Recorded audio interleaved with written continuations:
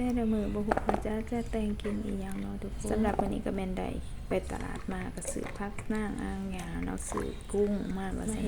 เฮ็ดหยังกินเนาะว่าสิเฮ็ดป่นเด้อทุกคนผู้ใดเคยกินป่นแหน่ป่นเฮาก็สิป่นใส่มะกอกเนาะมะกอกแม่นมะกอกเก็บไว้แต่โดนแล้วเป็นของที่ว่าแซ่บของที่มักเนาะอันนี้ก็จัดการเลี้ยงล้างผักล้างนางไว้เป็นที่เรียบร้อยเพื่อจะกินกับมื้อนี้ก็สิตำเผ็ดๆได้ตามมะกอกไว้เรียบร้อยแซ่บไว้เนาะนี่ก็เป็นกุ้งที่ได้มาไว้1แต่ว่ามื้อนี้สิป่นแต่ครึ่งหนึงเด้อทุกคนนี่เด้จัดการป่นเลยใส่พริกขั่วเผ็ดๆแล้วก็ใส่มะกอกลงไปด้านใบก็เอิ้นถามว่าสิเฮ็ดหยังกินเนาะทางนี้ว่าป่นกุ้งว่าสิเป็นจังไดเนาะครับแต่ว่าเป็นของหมากเด้อทุกคนเด้อเสพไผเสพมันผู้ใดบ่กินก็บ่ว่ากันขออภัยนำจัดการ